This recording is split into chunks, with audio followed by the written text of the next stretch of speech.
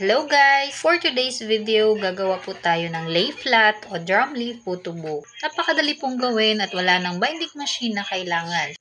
So let's start with printing. So I'm using L121 Epson printer for this. So hindi naman natin kailangan ng borderless. Since ikakat din naman natin using rim cutter yung mga sides ng ating pictures.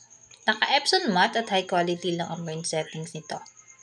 So next, ilaminate lang natin lahat ng ating na-print. So we have 20 pictures here.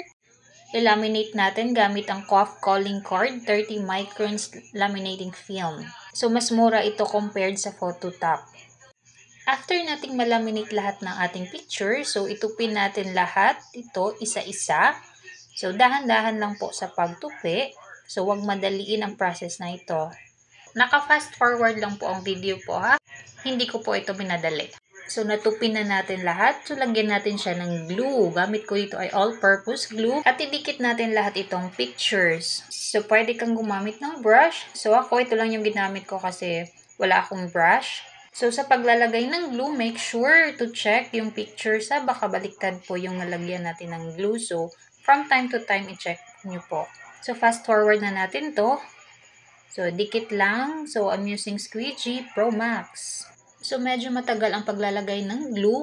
So, wag lang madaliin. So, after nito, papatuyuin natin. At itong akin nga is overnight kong pinatuyo. Kasi masyadong maraming glue yata yung nalagay ko. Kaya masyado siyang basa. So, ito yung pinatong ko. 3 rim ng bond paper para maipit yung inserts natin at hindi bumuka. So, nakat ko na rin ito using a rim cutter. Kamali nga lang ako sa pagkat. Kaya medyo maliit na lang yung size niya. Compared sa size na dapat talaga.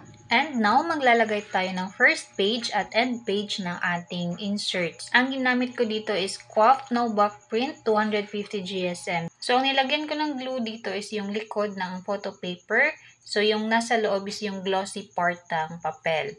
So, same process lang sa pagdikit at ilalagay natin ito sa first page at likod ng ating inserts. So, next, dito sa spine, nilalagyan ito ng binding tape pero wala po akong binding tape. So, ang gagamitin ko dito is yung iTech vinyl sticker. Since hindi naman madaling natutuklap itong vinyl sticker ng iTech, so ito na lang yung gagamitin natin. And now, gagawin na natin yung hardbound cover ng ating photo book at susukatin lang natin yung inserts natin pati yung spine niya. So, yung size nasa screen na po. At ito yung ginamit ko, legal size na vinyl sticker or long size na vinyl sticker at nilagyan ng Phototop na leather.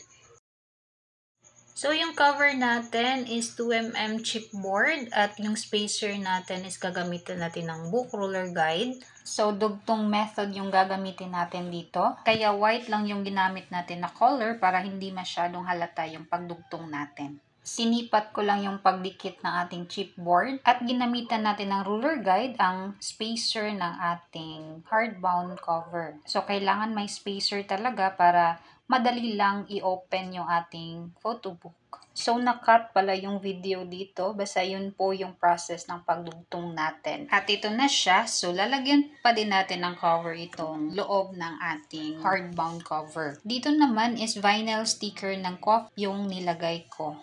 Andito na tayo sa last part. So, double-sided at E7000 glue lang yung gagamitin natin sa pagdikit ng ating inserts dito sa hardbound cover. So, make sure naka-align talaga yung spine ng insert doon sa spine ng ating hardbound cover para di tayo mahirapan i-open itong ating photo book. So, here's the final output ng ating lay flat o drum leaf photo book. So, ang ganda ng kinalabasan. Well, for me, kasi akong gumawa. So, I hope nakatulong ang video na to sa paggawa nyo rin ng sarili nyong photo book na pwede ninyong i-offer sa inyong mga printing shops or business. And for more video tutorials, please like, follow, and share para makita din po ng ibang crafters na katulad natin. Para po sa mga materials na ginamit natin dito sa project na to, please check comment section, andun po lahat. Pati links na rin po ng shops kung saan binili. Marami pong salamat!